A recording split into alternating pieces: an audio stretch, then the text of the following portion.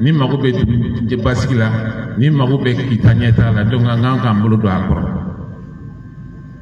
aba hilito ala akana ka baraka na yogo awulu abada be ki se ko ke pour que abse katanya fi jomna avec ma famille kalande be famille wa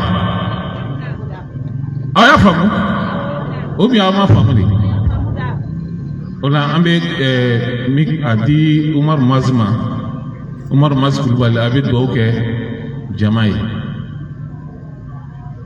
no bi be gouvernement o ko fe isa be surka anga tem ni ngalu gala ne tuma fe gagné ngali ke folo do uga surka do monsieur le gouverneur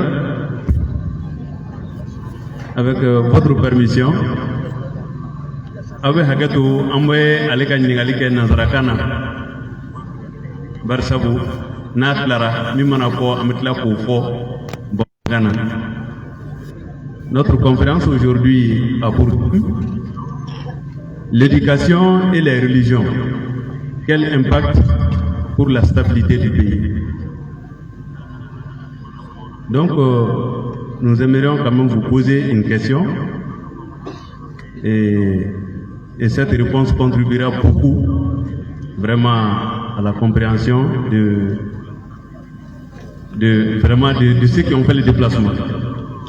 Nous voulons savoir, selon vous, quelles sont les valeurs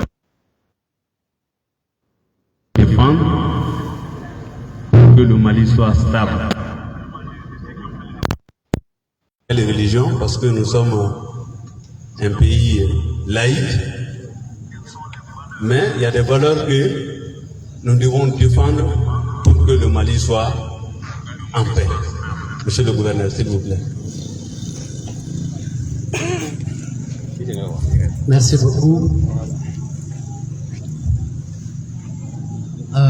Au nom de ma délégation, la délégation qui m'accompagne,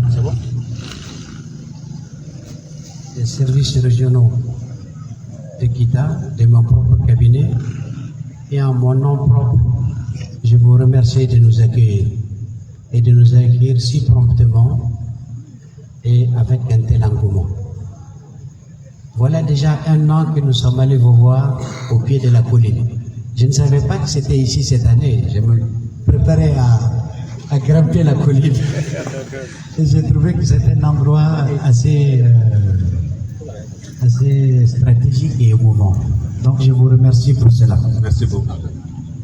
Nous sommes aujourd'hui en train de fêter un anniversaire, l'anniversaire de notre prophète.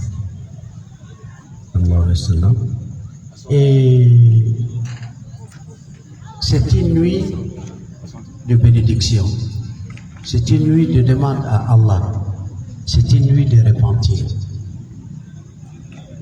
Pendant cette nuit, tout ce que nous portons dans notre cœur, qui est lourdeur, doit être allégé.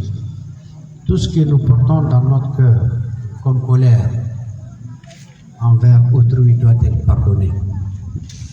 Tout ce que nous voulons demander sur cette terre, en matière de bien-être, de santé, peut être demandé. Mais également, de nous conduire vers la rédemption.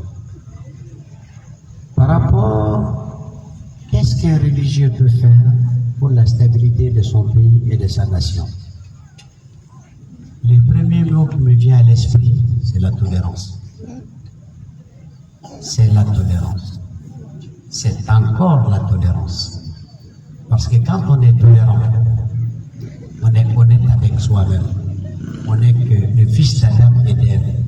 On n'est que la création. C'est pour ça qu'on peut pardonner, on peut comprendre, on peut laisser tomber quelque chose qui peut faire mal. C'est pour cela aussi qu'on a de l'altruisme. Ce qui fait qu'on fait le bien aux autres, quelles que soient leur origine, quelles que soient les relations que vous avez, vous vous dépassez pour l'autre. Mais au-delà de cela, c'est également l'intégrité. Une nation a besoin d'hommes intègres, d'hommes honnêtes, ce qui conduit au patriotisme.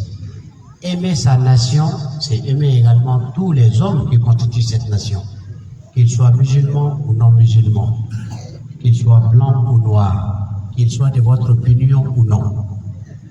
En faisant cette place, on laisse très peu de chance à ce qu'on appelle le fondamentalisme ou l'intégrisme, ou qu'il soit religieux ou autre. Et les opinions en ce moment, au lieu d'être en contradiction violente, peuvent être en contradiction philosophique simplement et de discussion. Donc il y a de la place pour tout le monde. Ce qui veut dire que nous nous entretuerons pas, nous nous entretégérerons pas, mais nous ferons des débats contradictoires, ce qui est naturel. C'est ce que je peux répondre à votre question. Je vous remercie. Merci bien, monsieur le gouverneur. Aywa, ani ñiningali min ke gouverneur la